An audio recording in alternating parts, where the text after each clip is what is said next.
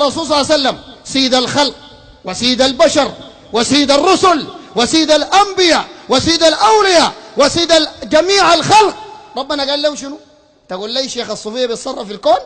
قال للرسول صلى الله عليه وسلم ليس لك من الأمر شيء، أو يتوب عليهم أو يعذبهم فإنهم ظالمون.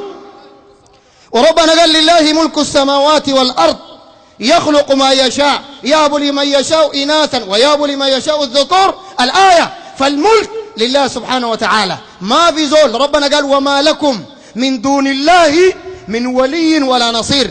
إذا كان الرسول سيد البشر ربنا يقول له ليس لك من الأمر شيء، يجي شيخ صوفي يتصرف في الكون كيف؟ يتصرف في الكون كيف؟ يا جماعة ده من القرآن بالعقل ساكت كده. حميدة ده راضي نحن نتكلم هنا؟ ما راضي. أكبر دليل إنه استحضر من هناك قنطرناه وجبناه. صح ولا ما صح؟ وده قاعد عرفت كلامي؟ ده أكبر دليل. ما راضينا. صح ولا ما صح؟ يتصرف فينا أطردنا. وده أنا قاعد أطردنا. تقدر؟ قاعد مرتب كمان ما بتقدر. ولا البرة يتصرف فيني ولا الكباشي ولا المكاشفي ولا الصابونابي ولا أنت ما تتصرف فيني. فهمت كلامي ولا ما فهمته؟ أبدا قاعدين هنا بس توحيد وضدك لحد ما القيامة تقوم وضد الصوفية. امشي قدام دقيقة لا تقلي جاي ورا. انا ما خليتك تتكلم ما في نقاط. لقيت معركة اصبر. طيب قال البرة عنده عصيدة بتدخله الجنة. والله يا جماعة اول مرة اعرف في زول عصيدة بتدخله الجنة، لانه رسولنا صلى الله عليه وسلم في صحيح مسلم لونه شنو حصل شفتوا؟ صحيح مسلم قال النبي عليه الصلاة والسلام اعملوا وسددوا وقاربوا وأبشروا واعلموا أن أحدا منكم لن يدخله عمله الجنة. قالوا ولا أنت يا رسول الله؟ قال ولا أنا. قال عملي ذاته يدخلني الجنة. عصيدة البرع يدخل الجنة؟ يا ناس الزول ده يحمل يا تدين من الأديان. الرسول قال عملي أنا عمل رسول الله كان يقوم الليل حتى تتفطر قدماه.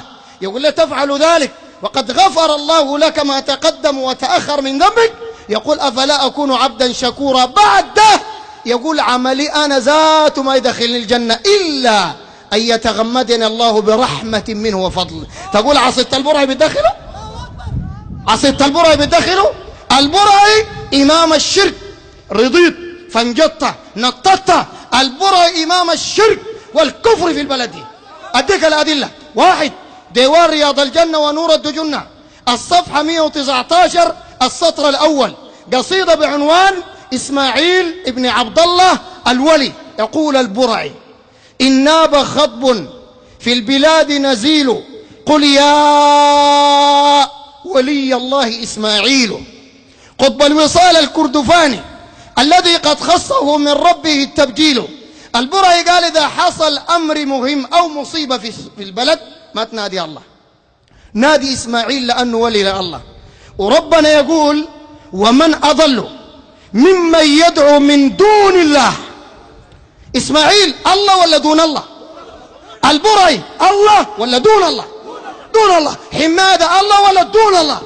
دون الله. ربنا قال ومن أضل ممن يدعو من دون الله من لا يستجيب له إلى يوم القيامة وهم عن دعائهم غافلون. الله قال تدعو ليوم القيامة ما يستجيب لك وهو غافل عن دعاك. ما سامعوا وهم عن دعائهم غافلون. وإذا حشر الناس كانوا لهم أعداء وكانوا بعبادتهم كافرين. عشان كده ربنا هناك قال لا يسمعون دعاءكم ولو سمعوا. اللي تدعون من دون الله ده يا برعي ويا صوفية ويا حمادة ويا حامد بابكر. عرفت كلامي؟ وغيره. ربنا قال لا يسمعون دعاءكم. قال ولو سمعوا ما استجابوا لكم ويوم القيامة يكفرون بشرككم. الله سماه شرك. الله قال كلام البرعي ده الشرك. أي زول يدعو غير الله الله قال مشرك. يكفرون بشرككم. ربنا قال ولا ينبئك مثل خبير. أديك واحدة تانية. الله قال أي زول يدعو غير الله كافر. والبرعي هنا دعا غير الله. قل يا ولي الله إسماعيل. قال تعالى ومن يدعو مع الله إلها آخر لا برهان له به فإنما حسابه عند ربه إنه لا يفلح من يا جماعة الكافرون. الله قال كفار. عرفت كلامي؟ طيب أقف في الصف. هاي خلوه يا خلوه بديك فرصة. طيب البرا يقول هاي خليه بنديك فرصة.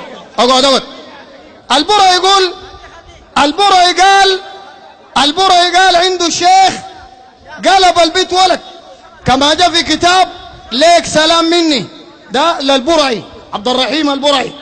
قال له سلم يا ولد القلب البيت ولد. وحكى البرعي القصة تحت قال كان للشيخ يعقوب 6 بنات. كلام ده ما كلام حار فخلي الناس تفرفر بذات الزول المرضان، لكن الزول التمام مؤمن تمام بيتكيف. وإذا ذكر الله وحده اشمأزت قلوب الذين لا يؤمنون بالآخرة وإذا ذكر الذين من دونه إذا هم يستبشرون. عرفت كلامي؟ لما نقول البرعي الجماعة ده بيعرضوا، لو في واحد مدح البرعي الناس بيعرضوا، لكن لما ننزله ونمدح ما قال الله ونمدح النبي عليه الصلاة والسلام بالتوحيد الناس المرضانين بيتحركوا بيفرفروا. ما بخليك أبدا. عرفت كلامي؟ البرعي قال كان للشيخ يعقوب، لسه أنا ماشي، كان للشيخ يعقوب، خلوه الزول ده ما تسألوا يا ناس، اقعدوا عليك الله اقعد. طيب البرعي قال كان للشيخ يعقوب 6 بنات. اقعد خلي اقعد. لا ما تمشي، اقعد تعال. قال كان للشيخ يعقوب 6 بنات فشكى لشيخه أحمد الطيب البشير عدم الولد الذكر. ده البرعي كتاب لك سلام مني تأليف عبد الرحيم وقع الله البرعي. فشكى قال لشيخه أحمد الطيب البشير عدم الولد الذكر فأمره البشير أن يحضر أكبرهن بعد صلاة الصبح يوم الجمعة اللي جاء بعد صلاة الصبح يوم الجمعة. طبعا الحوار ما بليد مجساقة جابه طوالي بنته جابه للشيخ. أنا ما أعرف ذاته ده بيحصل كيف أودي بنتي للشيخ. المهم جابه للشيخ فجاب للشيخ جوا. البرعي قال فمسح الشيخ ممكن عليه يدها. هاي ما تقعد تمسحها على البنات ما ترضى كيف، امسحها على البنات ما ترضى كيف. قال البرعي قال فمسح الشيخ يده على الفتاة وده حرام ذاته، حرام، لأن الرسول صلى الله عليه وسلم قال إني لا أمس أيدي النساء، حرام، وده زنا ذاته، لأن النبي عليه الصلاة والسلام قال واليدان تزنيان وزنهما اللمس، لكن الأكبر من الزنا جاي كفر عديل. قال فمر يده على الفتاة تاليا قوله تعالى، داير يلعب بالقرآن زي ما ده بيلعب بالقرآن حميدة. قال يمحو الله ما يشاء ويثبت وعنده أم الكتاب. هسه دي عنده علاقة بالكلام ده؟ إن يمسح لها بيت في صلوبه وفي ظهرها يعفني يا صوفي يا برعي، رضيت ما رضيت الكتاب قاعد. عرفت كلامي؟ البرعي قال فقلبت ذكرا من حينها.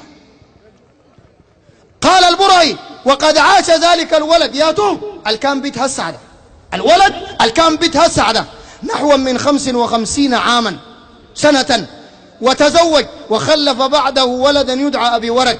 وهذه الكرامة لولا وقوفي على صحتها بنفسي البرعي قال لما سطرتها. والبرعي عمل مدحتين، المدحة الأولى في ديوان ليك سلام مني قال له سلم يا ولد القلب البيت ولد. المدحة الثانية في كتاب ديوان رياض الجنة ونرد جنة. البرعي قال وكالبنت بعدما أتت وهي أنثى للذكورة تقلب. الكلام ده حكم شنو في الشريعة؟ انت تلدي بنتك انتايا حميدة او البرعي يقلبوها ولد، او تلدي ولد يقلبوها بنت، ده حكم شنو في الشريعة؟ هل ممكن يحصل؟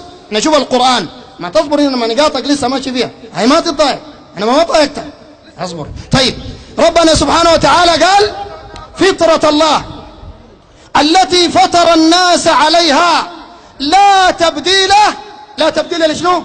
لخلق الله.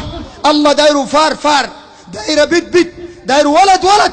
الصوفي اللي بيكورك ده بديك فرصة، لو جيتوا 1000 صوفي بديكم فرص، ما تكورك من برا، ما تكورك، بديك ال3 مايكات بس اصبر. طيب